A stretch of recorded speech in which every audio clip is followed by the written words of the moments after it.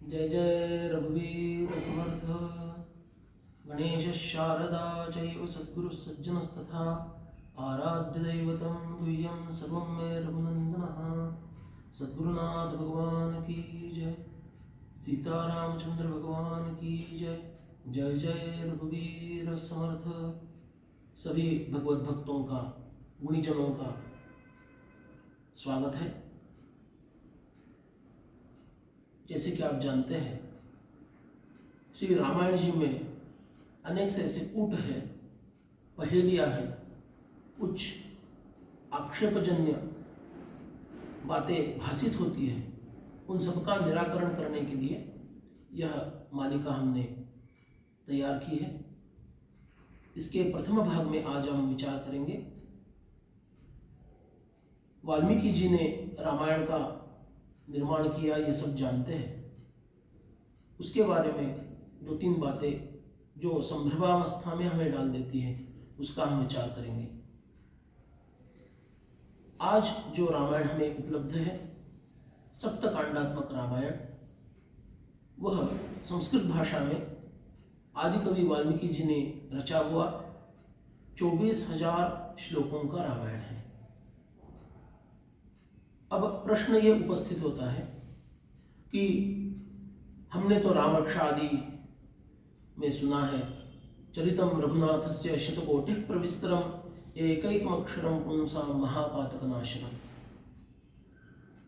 राम जी का चरित्र इतना प्रगल्भ है, इतना विस्तृत है, शतकोटि प्रविस्तरम,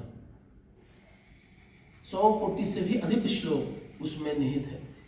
तो 24,000 श्लोकों वाला वाल्मीकि रामायण आज उपलब्ध है और ये शतकोटि प्रविस्तरम, ये भी हमें बताया जाता है। तो ये इसमें सत्य क्या है? वाल्मीकि रामायण में स्वयं वाल्मीकि जी कहते हैं कि वेद ब्रह्मणम यह कार्य यह रामायण करेगा, अर्थात वेदों का सार गायत्री मंत्र में है और यह गायत्री मंत्र 24 अक्षरों वाला तत्सवितुर्वरेण्यम से जो प्रारंभ होता है, इन 24 अक्षरों का ही विस्तार रामायण जी में 24 सहस्र श्लोकों के द्वारा किया गया है। अतः यह 24 सहस्र श्लोकों वाला रामायण जो वाल्मीकि जी ने इस मृत्युलोक के लिए निर्माण किया, और इसका वैशिष्ट्य भी यह है, तपस्वाध्याय निरतम ऐसा प्रथम श्लोक है, त से प्रारंभ होता है, गायत्री मंत्र भी त से प्रारंभ होता है। 1000 श्लोकों के बाद अगला वाला जो श्लोक आएगा उसका प्रारंभ सविता स से प्रारंभ होगा। इस प्रकार से इस रामायण जी की रचना वाल्मीकि जी ने की है। तो यह 24 सहस्र श्लोकों वाला रामायण है। तो शतकोटि प्रविस्तरम, इसका तात्पर्य क्या है? रामायण एक ही नहीं है, वाल्मीकि इसके रचयिता है। मृत्युलोक के लिए 24 सहस्र श्लोकों वाला रामायण, किंतु दिव्य लोकों के लिए सहस्र कोटि प्रविस्तर ऐसा रामचरित्र उन्होंने रच के रखा है, जिसके वक्ता साक्षात भगवान शिव शंकर है, श्रोता उमा देवी सहित ऋषि मुनि देवी देवता आदि है। इसलिए यह दुविधा मन में होनी स्वाभाविक है। 24 सहस्र श्लोक या शतकोटि श्लोक दोनों भी सत्य है।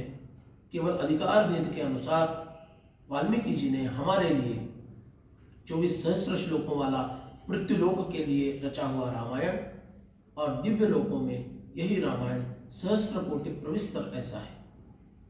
इस प्रकार यह उलझन दूर हो जाती है। रामायण जी के बारे में इसी संदर्भ में और एक आशंका निर्माण होती है, वो यह, कुछ लोग कहते हैं कि वाल्मीकि जी ने रामायण जी पहला सर्वप्रथम रचा, उसके बाद राम जी का अवतरण हुआ और उन्होंने उस प्रकार आचरण किया। तो क्या राम जी वाल्मीकि जी ने जैसा रचा है वैसा आचरण करने के लिए बद्ध थे और उन्हें वैसे ही आचरण करना पड़ा? ये बात सच नहीं है।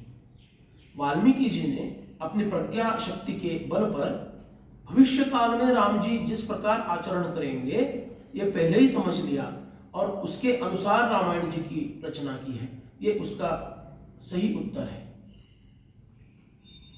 किंतु वाल्मीकि रामायण में देखा जाए तो वाल्मीकि जी ने रामायण लिखना प्रारंभ कब किया? राम जी का राज्याभिषेक हो चुका था, रावण वध संपन्न हो चुका था, उसके बाद राम जी से मिलने के लिए हजारों ऋषि मुनि आ गए और यह सब वर्णन वाल्मीकि जी ने बाद में रचा है। कौन अस्मिन् सांप्रतं लोके, ये उनका प्रश्न नारद जी से है कि इस समय ऐसा कौन बुद्धिमान और बलवान पुरुष है, ये मुझे आप बताइए। तो नारद जी ने उनको राम जी का चरित्र संक्षेप में बताया। वो संक्षेप में प्राप्त हुआ चरित्र लेकर वे अपने आश्रम आए। ब्रह्मा जी ने उन्हें उपदेश किया कि इसी चरित्र का विस्तार तुम्हें करना है। अतः वाल्मीकि रामायण अनुसार राम जी ने रावण का वध करने तक का जो कार्य संपन्न किया, उसके बाद वाल्मीकि जी ने रामायण लिखना प्रारंभ किया। यदि ऐसा है तो ये जो मान्यता है कि उन्होंने पहले लिखा बाद में राम जी ने उस प्रकार से आचरण किया, वो क्या है? वो सत्य ऐसा है, सीता जी के भूगर्भ में प्रवेश करने तक का जो रामायण है, ये संपूर्ण रामायण वाल्मीकि जी ने उस घटनाक्रम तक लिखा, वर्तमान में लिखा। और जब सीता जी भूमि में समाहित हो गई, राम जी ने क्रोध धारण किया, सभी देवी देवता वहां पर प्रकट हुए, तो ब्रह्मा जी ने उन्हें कहा, हे प्रभु, आप प्रलय लाने की सोच रहे हैं क्या? ऐसा मत करिए, आप शांत हो जाइए। और वाल्मीकि जी ने जो अगला आपका चरित्र है, जो लगभग 11,000 वर्ष का चरित्र है, जो भगवान इस धरातल पे रहे, वह चरित्र आप सुनिए, आप शांत हो जाइए। आप लीला पुरुषोत्तम है, आप लीला कर रहे हैं, आप शांत हो जाइए। आपको मर्यादा पुरुषोत्तम का कार्य करना है, आप शांत हो जाइए।